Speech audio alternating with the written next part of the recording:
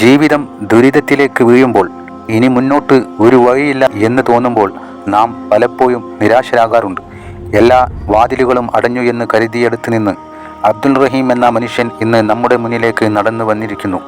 കേരളക്കര മുഴുവൻ ഒന്നിച്ച് കൈകോർത്ത് കോടികൾ പിരിച്ചെടുത്തപ്പോഴും നിയമത്തിൻ്റെ കല്ലുകടികൾ ചൂണ്ടിക്കാട്ടി ഇവിടുത്തെ ചാനലുകാരും പത്രക്കാരുമെല്ലാം ഒരുപോലെ പറഞ്ഞു, റഹീം ഇനി പുറത്തു വരാൻ ഒരു സാധ്യതയുമില്ല. മനുഷ്യൻ്റെ ബുദ്ധിയും കണക്ക് കൂട്ടലുകളും റഹീമിൻ്റെ ജീവിതത്തിന് മേൽ വിധി എഴുതിയ നിമിഷങ്ങളായിരുന്നു അത്.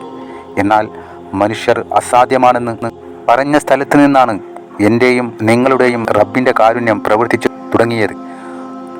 കഴിഞ്ഞ ദിവസം റഹ്മത്തുള്ള കാസിമി ഉസ്താദിനെ കാണാൻ അബ്ദുൽ റഹീം എത്തിയപ്പോൾ ഉണ്ടായ നിമിഷങ്ങൾ ഏതൊരു വിശ്വാസിയുടെയും കണ്ണ് തുറപ്പിക്കുന്നതാണ്.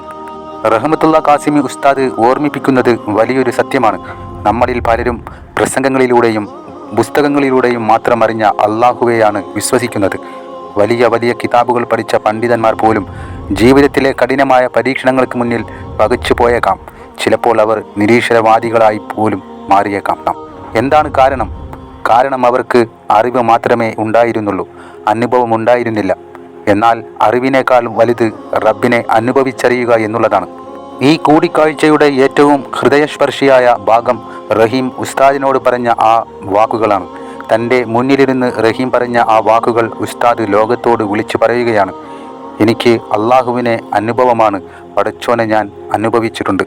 മരണത്തിൻ്റെ നിഴലിൽ ആരും സഹായിക്കാനില്ലാതെ ആ ഇരുണ്ട തടവറക്കുള്ളിൽ റഹീം അനുഭവിച്ചറിഞ്ഞത് അള്ളാഹുവിൻ്റെ സാന്നിധ്യമാണ്. ലോകം മുഴുവൻ കൈവിട്ടാലും തൻ്റെ റബ്ബ് കൈവിടില്ലെന്ന ആ അനുഭവം റഹീമിന് ഉള്ളതുകൊണ്ട് തന്നെയാണ് അയാൾ ഇന്ന് നമ്മുടെ മുന്നിൽ നിൽക്കുന്നത്. ഇങ്ങനെ അള്ളാഹുവിനെ അനുഭവിച്ചറിഞ്ഞ ഒരു വിശ്വാസിക്ക് ജീവിതത്തിൽ ഇനി ഒരിക്കലും വഴി പിഴക്കുകയില്ല എന്ന് ഉസ്താദ് ഉറപ്പിച്ചു പറയുന്നു. ഈ വാക്കുകൾ വലിയൊരു ഉത്ബോധനമാണ് നമുക്കെല്ലാവർക്കും നൽകുന്നത്. പ്രിയപ്പെട്ട വിശ്വാസികളെ, ജീവിതത്തിൽ എന്ത് പ്രതിസന്ധി ഉണ്ടായാലും, കടബാധ്യതകളോ രോഗങ്ങളോ പ്രയാസങ്ങളോ നിങ്ങളെ തളർത്തിയാലും ഇനി നിങ്ങൾ ഭയപ്പെടരുത്. കാരണം എല്ലാ കാര്യങ്ങളും മുൻകൂട്ടി നിശ്ചയിക്കുന്ന ഒരു രക്ഷിതാവ് നമുക്കുണ്ട്. അവൻ വിചാരിച്ചാൽ മാറാത്ത ഏത് വിധിയാണുള്ളത്? അനാവശ്യമായ ആശങ്കകളും ടെൻഷനുകളും മാറ്റിവെച്ച് റഹീം അനുഭവിച്ചറിഞ്ഞ പോലെ ആ റബ്ബിലേക്ക് നമുക്ക് അടുത്തു നിൽക്കാം.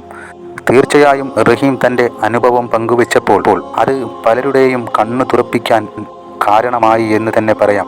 20 വർഷം മരണത്തെ തൊട്ടു മുന്നിൽ കണ്ടുകൊണ്ട് ഒരാൾ ജീവിതം മുന്നോട്ട് കൊണ്ടുപോകുമ്പോൾ അവിടെ അയാൾക്ക് രക്ഷക്കായി കൈനീട്ടാൻ അവൻ്റെ രക്ഷിതാവല്ലാതെ മറ്റാരാണുള്ളത്? അങ്ങനെ അതാ അവൻ വഴി കാട്ടിയിരിക്കുന്നു.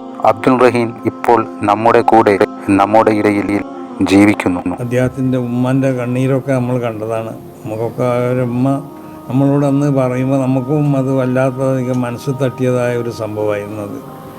അപ്പോൾ അല്ലാഹു സുബ്ഹാനഹു വ തആല 20 വർഷമാണ് അദ്ദേഹം അവിടെ ജയിലിൽ താമസിച്ചിട്ടുള്ളത്. അദ്ദേഹം വിവാഹിതനല്ല. അപ്പോൾ അല്ലാഹു അദ്ദേഹത്തിൻ്റെ ഭാവി ജീവിതം വളരെ സന്തോഷകരമാക്കട്ടെ. നല്ലൊരു വിവാഹമൊക്കെ ചെയ്ത് ഒരു ദാമ്പത്യ ജീവിതം ആസ്വദിക്കാനും അതിന് ജീവിക്കാനൊക്കെ ഉള്ള തൗഫീഖ് അല്ലാഹു സുബ്ഹാനഹു വ തആല അദ്ദേഹത്തിന് നൽകട്ടെ. അദ്ദേഹത്തിൻ്റെ എല്ലാ പ്രയാസങ്ങളെയും അല്ലാഹു നീക്കി കൊടുക്കട്ടെ.